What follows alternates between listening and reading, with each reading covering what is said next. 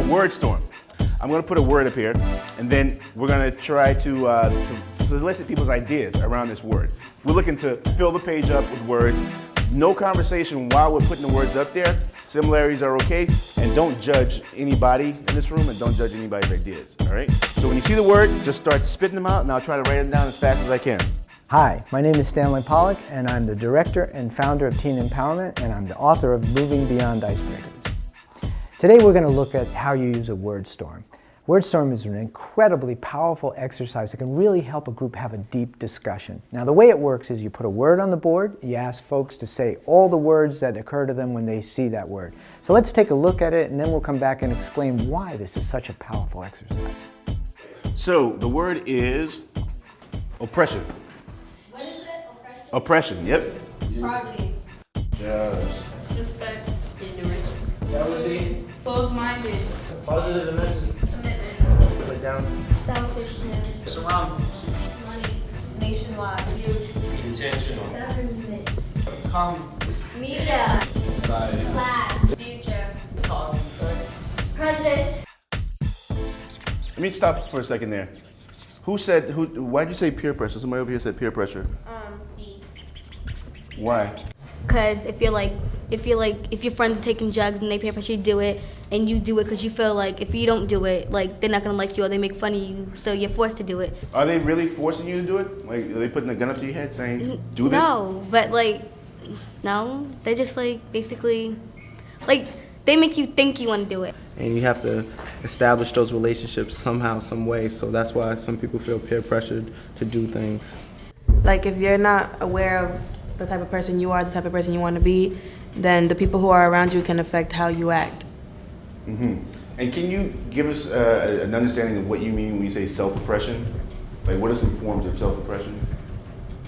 Like if you have a certain opinion and all your friends have a different opinion and you don't want to share your opinion because, oh, let me not sound stupid because everybody else thinks this and I think that. Go ahead, Terrell.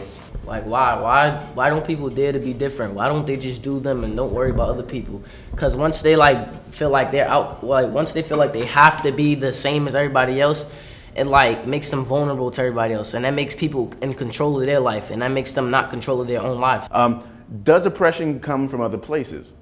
Oppression comes from another place is the government, the police. My neighborhood is oppressed by police. They just come around and they just do checkups on people when they're not allowed to. They search people when they're not allowed to. And they're just setting them up for failure, and that's oppressing them, my neighborhood, so. People understand what Amy just said? Yeah? You agree with it? Yeah? Okay. I agree with what Chuck said. No one wants to be an outcast, and in order to reach above that status, be cool, you gotta do what everyone else is doing. Mm-hmm. That connects to peer pressure also. Mm-hmm. Chuck, and then Kim. I was gonna add on to Amy's comment when she said oppressed because of your race, and I think if you have friends who are of different ethnicity and you're with them and they're making jokes about your race and you allow it, that's just You'll get oppressed by the people who abuse you, and then let's say you get abused once and it stays with you and you don't talk about it, so you're oppressing yourself because you're not talking about it, but then since it stayed with you, everything else kind of revolves around it. Some things they don't have a start, it depends how you start the story. Mm-hmm. Everybody plays their own part. It's a very, very difficult thing that we're trying to do here, folks, but we can have an impact on the people and their ideologies and what they think. And then from there, we can start seeing, incremental social change. Change in here, but also while I'm changing in here, I'm going to work to change out there so that people don't have to fall into that trap again, right?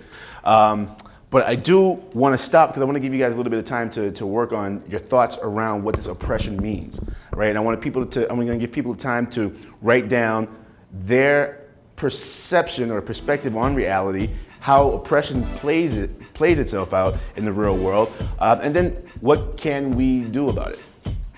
Watching that group, you could see how powerful a word storm can be in helping a group have a really deep conversation about a complex issue like oppression. The reason it works is because the group really is its own teacher. You're working through their words, through their voice to have them create their lessons about this issue. If you want to learn more about Wordstorms and over 350 other interactive exercises, then take a look at our book called Moving Beyond Icebreakers. Thanks a lot for watching, and if you found it helpful, please pass it on to others who might benefit.